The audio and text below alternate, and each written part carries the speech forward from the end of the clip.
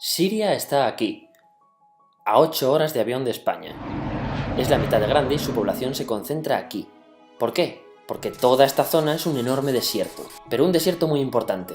Tiene 1/3 de las reservas de petróleo del mundo y también de gas natural, según algunos el nuevo petróleo. Para sacarlo de aquí y llevarlo a Europa, hay que rodear toda esta península y salir por el canal de Suez. Como te puedes imaginar, aquí te cobran. Pero hay otra manera más fácil, la línea recta. El que controle estas tuberías las puede abrir y cerrar, como un grifo. Si no pagas, no hay petróleo, ni gas. Esta región es la polla. La civilización en el planeta empieza en 3 sitios y este es uno de ellos. Mesopotamia, aquí. Sumer, que te sonará menos, pero es el puto inicio de todo. Aquí también. ¿Recuerdas la Torre de Babel de la Biblia? La hicieron estos tíos. Egipto, aquí. Siempre ha sido un punto de contacto entre Oriente y Occidente, dando a Asia salida al Mediterráneo. Quizá por eso aquí nacen las principales religiones monoteístas, el judaísmo, el cristianismo y el islam. El islam es el último que llega y de hecho acoge a las 2 anteriores. Adán, Noé, Moisés, Jesucristo son considerados profetas islámicos. Bueno, al grano. Como la zona es la hostia, todos han querido controlarla y siempre ha estado dentro de algún imperio.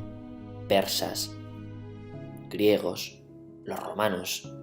El imperio romano termina partiéndose en 2, y finalmente solo sobrevive esto. Ahora es cuando la última religión monoteísta, el Islam, construye su propio imperio. ¿Te acuerdas de las cruzadas? Bueno, pues son los europeos cristianos intentando recuperar esta zona de la que estamos hablando. Los últimos en llegar son los turcos, que ojo, no vienen de Turquía, sino de a tomar por culo en Asia, junto con Gengis Khan. Lo conquistan todo y fundan el Imperio Otomano. El Imperio Otomano se queda ahí hasta la Primera Guerra Mundial, 600 años. Cuando acaba la Primera Guerra Mundial, aparecen pequeños países donde antes estaba el Imperio Otomano, y por primera vez vemos a Siria en un mapa. Hasta ahora la habíamos dibujado para no perdernos. ¿Y quién se inventa esos países? Lo que te voy a contar es alto secreto. Bueno, lo era en 1916. Este súper secreto se llama Acuerdo de Sykes-Picot. Los franceses y los ingleses no podían derrotar solos al Imperio Otomano. Solo podían si les apoyaba la gente que vivía dentro, en su mayoría árabes. ¿Cómo se los ganaron? Pues les prometieron la Gran Arabia, un país solo para ellos. El único problema es que era un timo. Antes de seguir, recuerda una cosa. Los árabes son un pueblo, pero no una religión. O sea, un árabe puede ser musulmán, puede ser cristiano, y antes del Islam parece que hubo tribus árabes con tradiciones judías. Bueno, pues a los árabes no les dieron ese único país que les habían prometido. En su lugar, franceses y británicos crearon muchos países pequeños. Estos países, obviamente, no eran países de verdad, sino zonas bajo su control con gobernantes puestos por ellos. Durante este tiempo hacen lo que quieren con la zona. Recuerda que hay petróleo. Siria, aunque no tiene grandes reservas, tiene fácil salida al mar, y Francia, que es la que se ha quedado con Siria, se lo da a compañías extranjeras. Después de la Segunda Guerra Mundial, los europeos se van. En el caso de Siria, son echados a patadas. Pero antes de irse, crean otro estado, Israel. No es el momento de hablar de ello, pero es un estado muy polémico que sus vecinos no reconocen. La prueba es que nada más irse los británicos, todos estos estados lo atacan. La zona, a partir de ahora, va a ser una puta bomba de relojería. ¿Y mientras qué pasa en Siria? Bueno, pues no es muy estable. Tiene golpes de estado constantes. En esa época aparece en Siria una ideología que se hace con el control y se expande por el mundo árabe, el Ba'ath. Esta ideología mezcla el antiguo sueño de una sola nación árabe con ideas socialistas. Y algo muy importante, es laica, o sea que no es religiosa. Siria se llega a unir con Egipto, un país con el que no tiene frontera. Pero no es algo raro, muchos de estos países intentan hacerlo también. Como recordarás, a esta gente se le había prometido un solo país y las ganas las seguían teniendo. Pero la unión falla. En este tiempo Egipto les convence para nacionalizar el petróleo. En Siria, Al-Assad, el padre del Assad de ahora, se convierte en jefe del estado Ba'ath. En Irak, también Ba'ath, comienza a ganar fuerza Saddam Hussein.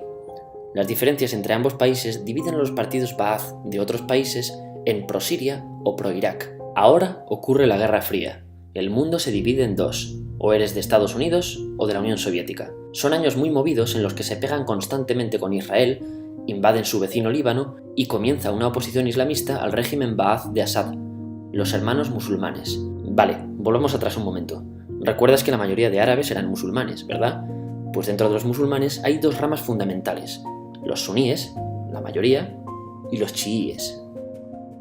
En el caso de Siria, a pesar de ser un estado laico, los gobernantes como Assad y jefes militares eran chiíes, los cuales representan menos del 13%. En cambio, casi el 70% de la población es suní. Un dato curioso es que los cristianos son casi el 10%. Que los chiíes controlen el gobierno y el ejército mosquea a la población suní, y este sentimiento es aprovechado por los hermanos musulmanes, islamistas radicales suníes. Estos toman las armas en la ciudad de Hama en contra del gobierno, y Assad acaba con la revuelta a costa de matar miles de civiles y encarcelar a mucha gente. En el año 2000, Assad padre muere y le sucede Assad hijo. Ante las presiones libera a muchos presos, trae internet y esperanzas de cambio. Hay un periodo de gran debate político y aparece la oposición. También vuelven los hermanos musulmanes. Los siguientes años son difíciles. Arrestan a la oposición. Y Bush incluye Siria en el eje del mal, y esto la aísla. Está mal visto negociar con Siria. Los kurdos, un pueblo que vive distribuido por varios países de la zona, empiezan a protestar también. Hay represión y muertos. En 2011, te sonará esto, ocurre la Primavera Árabe. ¿Qué es esto? Bueno, es una protesta que se va propagando por todos los países árabes pidiendo más democracia. Como ves, el mundo árabe, a pesar de estar dividido en países, tiene tendencias generales. Cuando llega a Siria, Assad hijo termina usando el ejército y en los enfrentamientos mueren unas 1000 personas. Los enfrentamientos irán escalando hasta que se conviertan en guerra civil. No hay un momento exacto de inicio. Lo importante es que hoy en día hay numerosas facciones en juego. Vamos a verlas. Pero primero piensa en que todo está dividido entre chiíes, la minoría, y suníes, la mayoría. Chiíes y además laicos, o sea, no religiosos, son el gobierno de Al-Assad. Controla todo esto, que si recuerdas son básicamente las zonas chiíes del país. El gobierno de Assad está enfrentado al resto. También mayoritariamente laico, pero suní, es el Ejército Libre de Siria o FSA en inglés. Junto con el Frente Islámico, que es religioso, y otros 70 y pico grupos más, forman una coalición que la prensa llama simplemente la oposición. También suníes e islamistas, pero radicales, son Al-Nusra, llamados Al-Qaeda en Siria, porque son básicamente eso, Al-Qaeda en Siria. Otros islamistas radicales son el ISIS o Estado Islámico.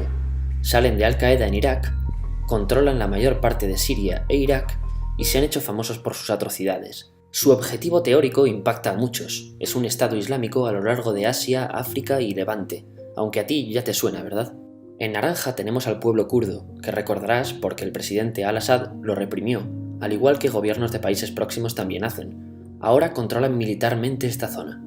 Antes de terminar, repasemos los apoyos internacionales a fecha de octubre de 2015. Las fuerzas de Al-Assad son apoyadas por Rusia, que ya tenía base militar en el país antes del conflicto, por Irán y por China. Todos son países de lo que Europa llama Oriente. En contra de Assad, apoyando a la llamada oposición, luchan Estados Unidos, Turquía, Francia, Gran Bretaña y Arabia Saudí. Podemos terminar con algunas conclusiones. Te advierto que esto ya es pura opinión. Si recapitulamos, vemos que la región es estratégica. Por su situación privilegiada, todos la quieren. Siria siempre ha estado bajo el paraguas de grandes imperios. Piensa que hace 100 años la actual Francia era Francia, Gran Bretaña era Gran Bretaña, pero es que hace 200 también, y hace 300 también, y hace 400 también. En cambio, Siria solo es Siria desde hace menos de 100 años, y solo se gobierna a sí misma desde hace poco más de 50. Además, jamás decidieron sus fronteras, se las impusieron. Europa divide Oriente Medio a su antojo para controlarlo, diseñando países sin tener en cuenta su población. Muchos historiadores dicen que todo pueblo tiene la necesidad de manejar su propio destino, pero estos ingredientes que hemos visto juegan en contra de proyectos como la Siria Ba'ath, que encima usa la represión para mantenerse. En última instancia, producen una guerra civil. En este contexto no es extraño que aparezcan actores que se alimenten de la desesperación, el sentimiento suní de opresión y la visión de Occidente como invasor. ISIS usa la identidad árabe y la mitología de antiguos imperios. Cuando quieras entender el presente, pregúntate: ¿y el pasado?